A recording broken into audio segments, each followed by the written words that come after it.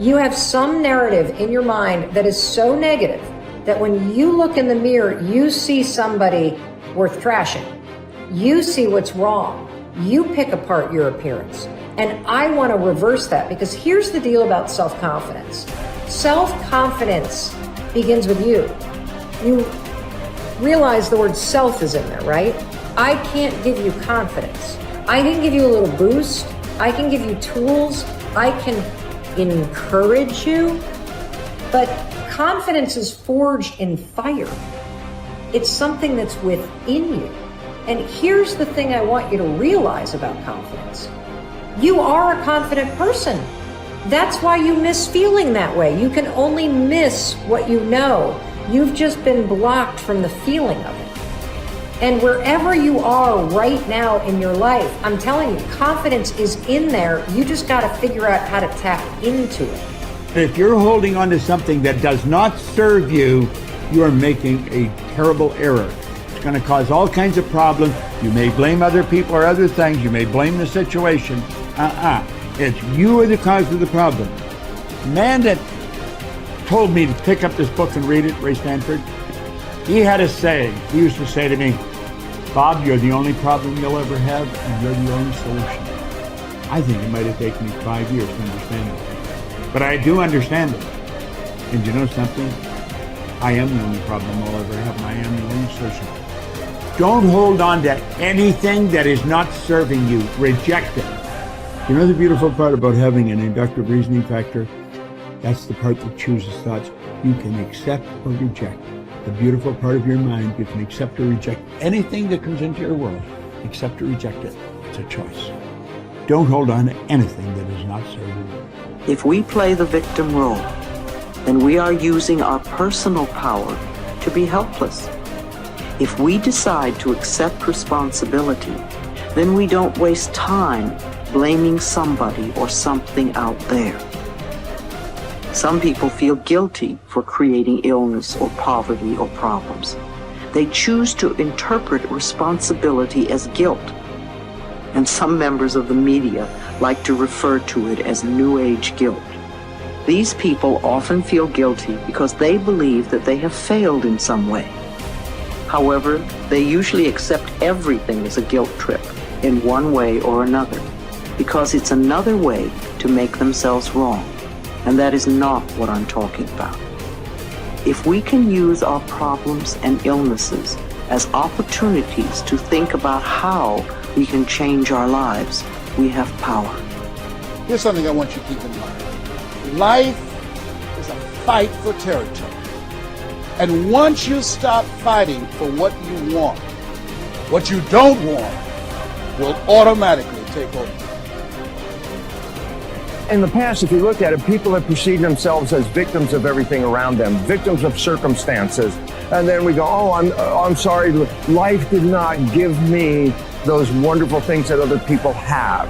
And the simple reality is, no, if you have an issue, it's not the outside. This is what we've always, universe, give me something. We now know that our issues are internal. It's our own subconscious beliefs that we've been programmed with of disempowerment. Like when a child is growing up and getting its programs, so think of what things parents say. Oh, you don't deserve this. Who do you think you are? I mean, the parents didn't mean that for your whole life. They were trying to, goad you, needle you to make a change. So they would say these things. 95% of our life comes from those programs. So if you have disempowering beliefs about who you think you are, because you got them from other people, that's how you know who you are. These disempowering beliefs play 95% of the day in an average person's life. So I say, my wishes and desires, I want success, I want great relationships, I want all these wonderful things, I want health. I go, that's conscious mind, because conscious mind's creative. But as science reveals, only 5% of the day are we operating from our own personal wishes and desires. 95% of the day we operate from the programs that we got in the first 7 years. And if those programs, which psychologists have told us 70% are negative and disempowering and self-sabotaging, I say, good, apply these 95% of the day in your life, and you realize why your life is a struggle. It's not a struggle because the universe is not providing. It's a struggle because your own consciousness is not accepting. And this is where we have to change. And so getting control of your mind, taking charge of your consciousness is a way of overcoming those limitations. There are many different ways to take this control back in your life. And one of them is the ability to, like in yoga, for example, to be the master of your mind and not let it run the monkey mind. Let it run. No, I want this. Don't let this other one go. And so overcoming the old self allows us to become somebody else. And there is that period of transition. Yeah. I call it the void, where there's just not a lot happening. And you just got to be able to keep going and continuously get to the end of your belief, where most people stop. I just had a fabulous conversation with someone this weekend. Broke through to the other side, and now there's so much magic happening around this person.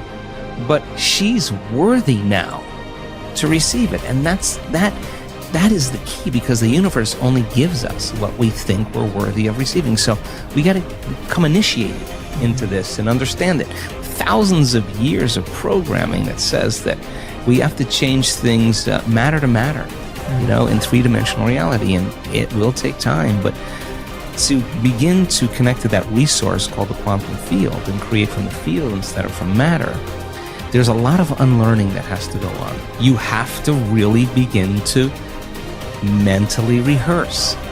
So you ask yourself at the end of your day, I do this every day. How'd I do? How'd I do today, bro? How'd you do? Did you do good? Where'd you fall from grace? What was it that caused you to go unconscious for the rest of the day? What was that moment? Now, if you're a student of life, you'll begin to contemplate, well, it was that person that said that thing, then I reacted, or I got this email, or things didn't go my way, and I started feeling angry or frustrated or fearful. The next time that happens, how could I involve my experience? Now, you may have to search for some answers of the best model to build, or you may actually have a long contemplation and start to go, God, the next time that happens, I think I'm going to do this, or I'm going to do that, or I'm going to plan my behaviors. And the act of closing your eyes and rehearsing what you're going to do begins to install the neurological hardware in your brain to look like you already did it. Now the brain is no longer a record of the past. Now it's a map to the future. And if you keep installing that hardware, the hardware will become a software program, which means you'll just start acting like a happy person. Why? There's no magic there. You installed the circuitry. So that's more important than the news. Right. It's more important than answering any email or any text. It's more important than talking about your past. If you want to enjoy self-confidence on the outside, you must practice complete integrity on the inside. The foundation of self-confidence is for you to live your life consistent with your innermost values and principles, while thinking and acting in harmony with your highest aspirations. Men and women with the most solid self-confidence are those who are absolutely clear about what it is they believe to be right and good and worthwhile, and who live their lives consistent with these values. Everything they do or say is an expression of their innermost convictions. Your whole world can fall down around you, but as long as you know that you are doing the right thing, you will have a deep inner sense of calm that will manifest itself in an attitude of confidence and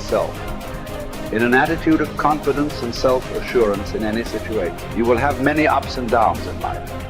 But what is most important is that you remain true to yourself. Your true values are only expressed in your actions, in what you do. You can tell what you truly believe by observing what you do in any situation in which you have to make a choice, especially when you are under stress and pulled in two directions at once, with opposing demands or responsibilities. This is when your true values are revealed. The action that you take in any given situation will tell you which of your values is uppermost or whether you have any values at all. It is not what you say, hope, wish, or intend, but only what you do that counts. Your choices of the actions you take tell you unerringly who you really are. You can develop within yourself a superb set of values by acting as though you already had those values. You can develop integrity and courage and compassion and confidence by behaving as though you already had these qualities. The more you act the part, especially when you demonstrate these qualities under stress or when you feel like doing or saying something else, the more rapidly these qualities become a permanent part of your mental makeup. The more you practice good values, the more rapidly you become a truly superior person. The keys to developing the unshakable self-confidence that will make everything else possible for you are self-control, self-mastery, and self-discipline. Self-confidence can come directly by behaving in a self-confident manner, but more often it comes indirectly by doing and saying the things and practicing the behaviors that lead to self-confidence. The most important self-development behavior is living consistently with your highest values at every opportunity